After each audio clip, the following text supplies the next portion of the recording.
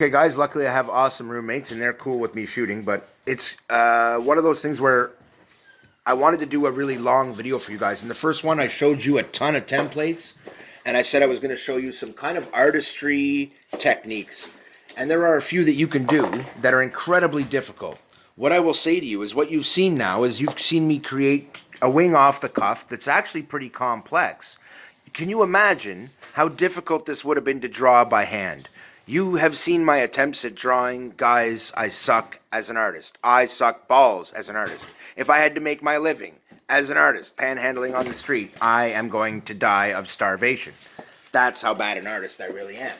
So, on that note, I will tell you that I have learned over many decades of doing this kind of stuff that working with scissors is 1,000 times easier than trying to draw it by hand. And if you take a piece of paper, fold it in half, cut the shape out you want, you have a 10 times better chance of having a workable product than you would have if you'd have tried to draw it by hand.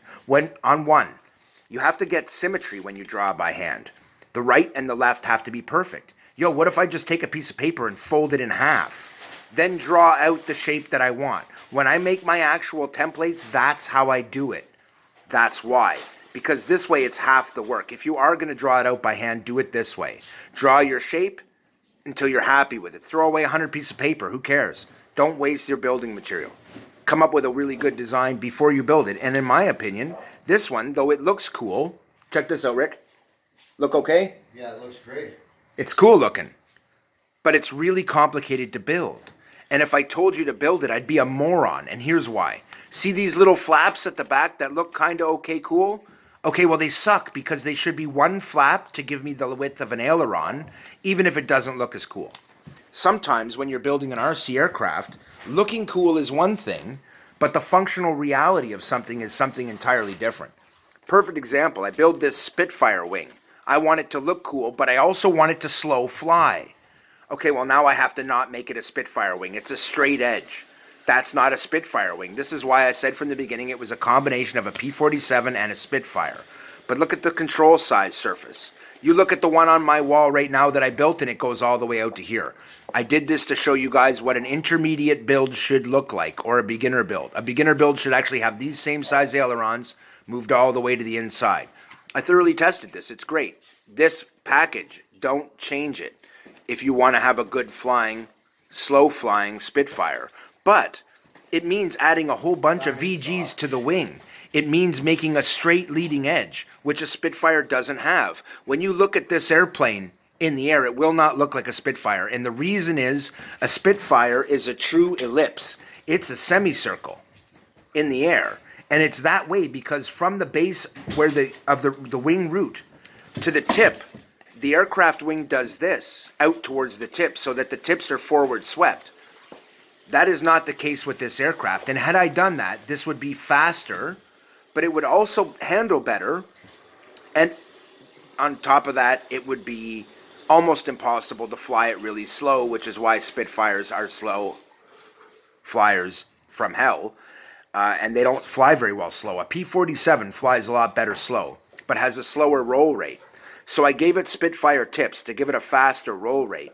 But basically this is a P-47 wing with stall characteristics with the overall profile of a Spit. It's got a combination of both of those characteristics. The chord of the wing is all Spitfire. The tip of the wing is all Spitfire, but the overall shape of the wing is actually an exact combination between those two aircraft. There's a reason for that. This is a slow flying series. You can fly it quickly. It won't be as fast or aggressive as a Spitfire, but it will be more aggressive than a P-47, you might think.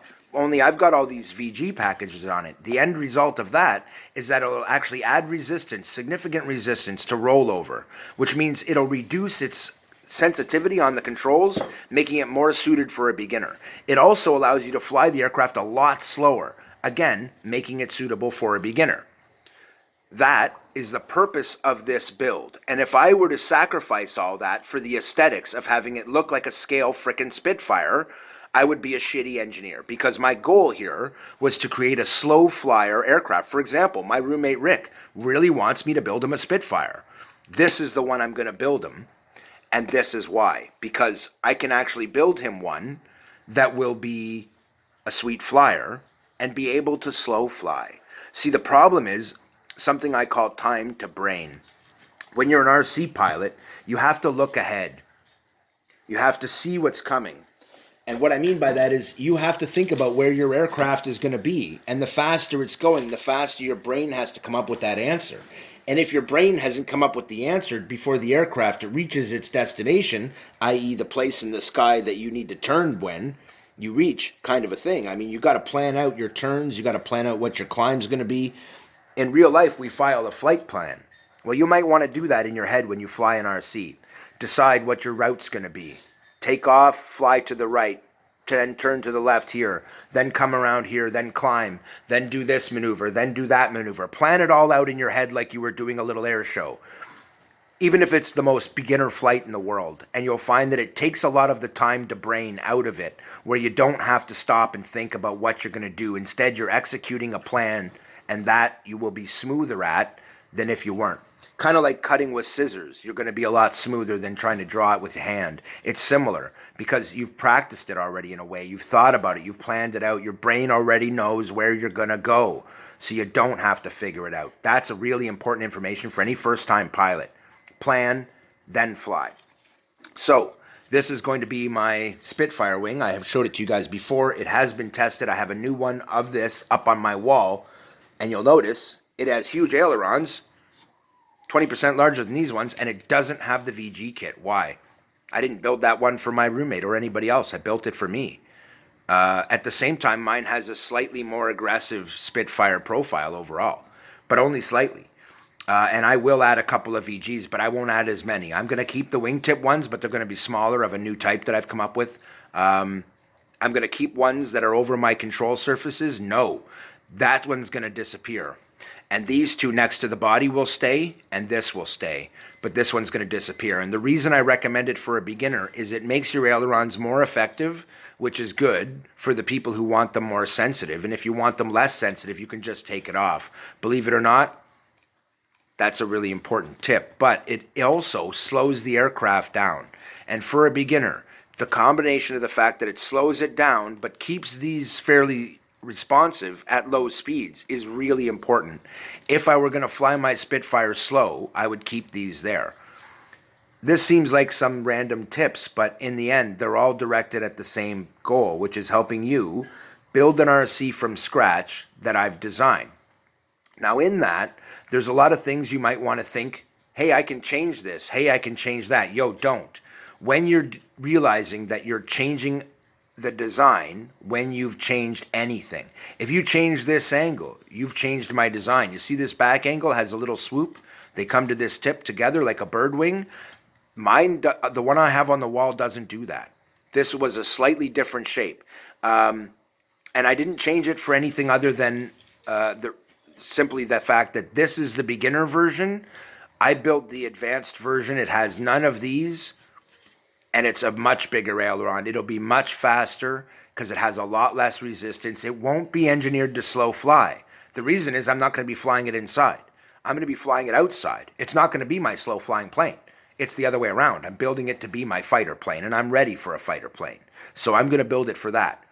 But a fighter plane, by its definition, does not do very well when it's going slow because it's designed for going fast. If I give it the amount of lift it needs to go really slow and then start flying it really fast, do you know what happens? All of a sudden, the plane starts wanting to flip itself over backwards. And the reason is, it increases the amount of lift on the wing as you increase your speed. You take a really high lift wing and try and go really fast with it and turn, you're going to rip the wings off because there are so many forces involved.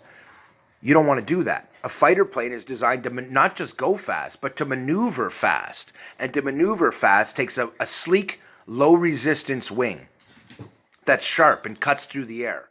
They all have that, even if it doesn't look at it in profile and they look very rounded. They're all very sharp and sleek and aggressive when you look at them up close and in person, and that's why they have to be.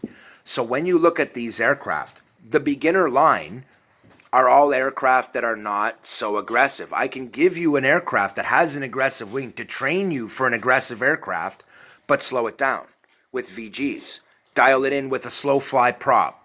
And all of a sudden, you have an aircraft that flies brilliantly, really slow, And all you have to do to make it go faster is pop off a set of VGs. In my case, if I were you, I'd actually recommend these big ones right here and these ones right here. You could cut down from the outside in just to reduce, and it'll slightly reduce the sensitivity of your control surfaces. That's what I would say to you is build it, fly it, and then adjust it to your liking. You want less lift, you can take it off. It's designed that way. So in the end, this is some of the considerations that go into it. Now I'm going to cover one more thing before I go, and that's artistry and why I recommend you go with scissors, or do what I told you in the last video where you take a picture of one of my designs, zoom in on it, trace it out, and make that. That's the easiest way.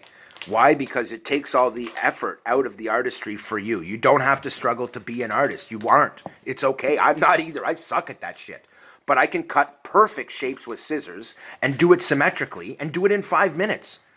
If I can do it, you can do it. Now, I might be a brilliant inventor. I don't expect you to do that. Not everybody's creative like I am. I get that. I've done that part for you. I've given you 30 separate patents, 30 separate sets of wings and tails and all the rest to go with it so that you can mix and match. You can pick a tail that I've shown you. You can pick a wing, and they will work together pretty much. Different ones will work together differently, but generally speaking, if you have a slow plane, you want a fairly big, slow tail. Don't put a little tiny tail on a big, heavy front wing. There needs to be some balance. So I lay them all out for you. I lay specific designs out for you.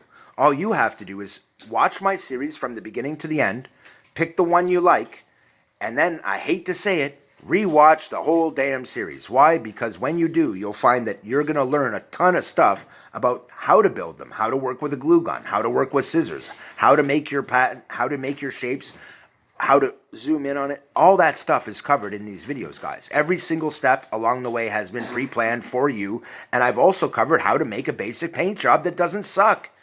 What more do you want? Keith out.